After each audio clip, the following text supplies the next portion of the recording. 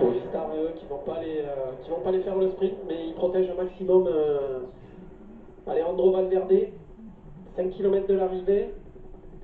C'est sûr, Abu Dhabi c'est joli, mais on aimerait voir les images, hein, Claire. Moi je suis dans le sprint, hein, je suis dans le match là. On va les retrouver, c'est Mais coureurs, oui, on va c'est les sûr. retrouver. On fait complètement confiance à la réalisation.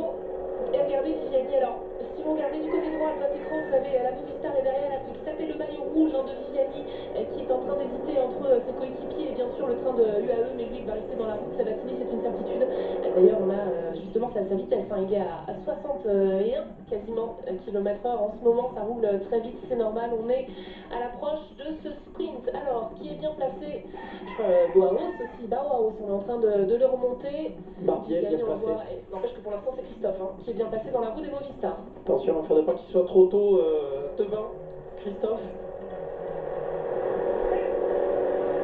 Ça discute, ça crie un peu.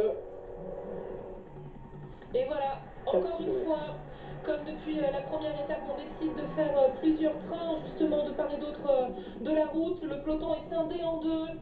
Côté gauche de votre écran, vous avez Christophe, vous avez Viviani également, vous avez Bonifacio. Et côté droit, vous avez Kittel avec la Katusha. Et vous avez Caleb Ewan également. Ah là, il fallait choisir son camp là, maintenant. C'est vraiment à droite ou à gauche. Hein.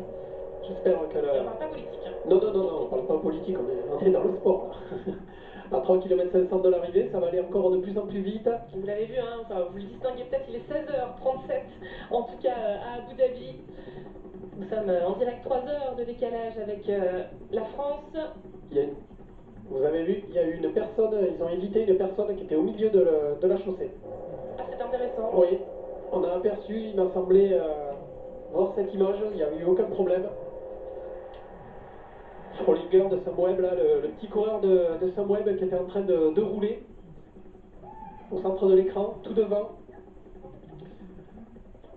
On va le revoir très rapidement, mais je crois qu'en effet, Ouais. il y avait quelqu'un au milieu alors qu'on voit la Sunweb qui est en train de se replacer. Regardez, Oui, la personne est en train de marcher, ouais. elle est en train de marcher maintenant et on voit que le peloton se reforme. Ouais, c'était pas le moment en tout cas de le faire du tout. Allez, on passe sur le live justement avec la Movistar, toujours la Sunweb qui va lancer Phil Bauhaus aujourd'hui. On voit Rick Zabel qui s'est décalé pour le train de Katusha avec Kittel qui est dans la roue d'alerte désormais.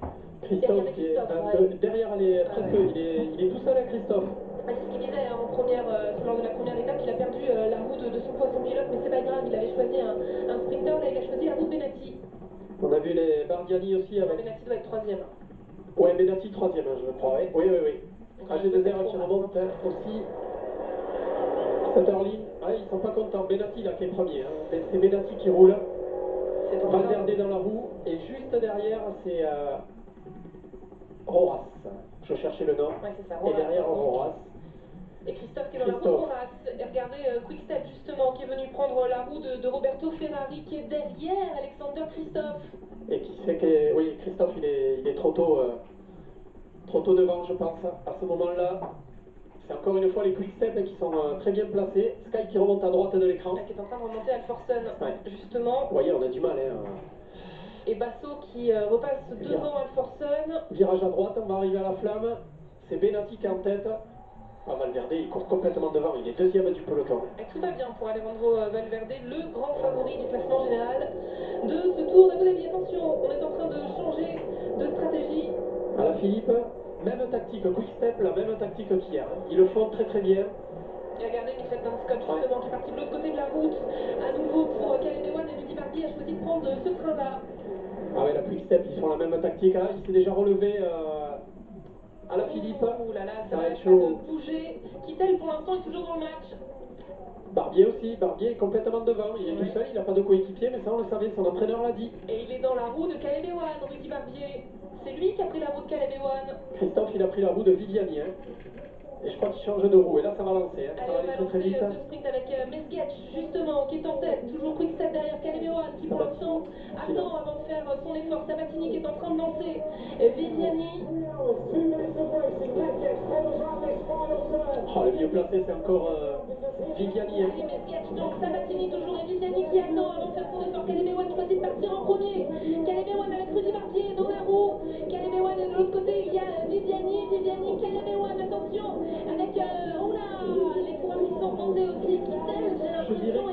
est repassé complètement À sur droite. la droite du côté de Viviani.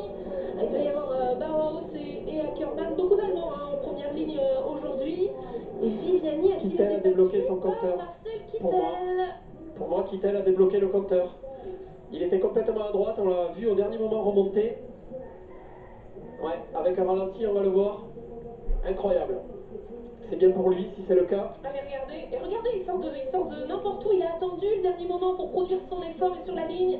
Ouais, Kittel. Hein. Moi, je dirais Kittel. Ouais. Ça se joue à rien, mais on a bien l'impression que Marcel Kittel est passé devant. Regardez d'où il part, Marcel Kittel. Il est très très loin. Il est tout en bas de l'écran. Ouais, et puis là, il s'engouffre dans un petit trou, là. Il passe juste. Hein. Ah, il a de la force. Hein. Et là, il va repartir à gauche. Complètement à gauche. Ouais. Dans la route Greipel également. Et il va voir l'ouverture à la gauche d'Elia Viviani. Incroyable. Et il produit son effort au bon moment. Ça va mieux, ça va beaucoup mieux pour Marcel Kittel qui s'impose. En effet, Viviani n'est même pas deuxième. Il a l'air d'être troisième. Ah, regardez la photo. Et Bauhaus est deuxième. Hein. Ouais. Bauhaus est deuxième justement. Kittel, Bauhaus. Voilà le duo gagnant de Et bien cette voilà, étape. il a débloqué le compteur, Marcel Kittel. Et la résurrection. On va quand même attendre Marcel la Kittel. confirmation des... Mais on ça est a l'air quasi... bon quand même. Ouais, ça a l'air bon, ça a l'air bon. Sur cette vue de côté, c'était plutôt clair. Regardez, voilà la confirmation. Voilà, ça se joue à rien du tout. Bauhaus qui est passé à... Ouh. Mais non. Et non. Bah ouais. Et là voilà la surprise. Alors là, c'est la voyait pas preuve, bien, c'est ouais. la preuve que toutes les vues peuvent être complètement trompeuses, notamment celle de face. Donc sur la vue de côté également, on avait l'impression que Kittel était devant Bauhaus, et c'est Bauhaus qu'on est en train de déclarer vainqueur.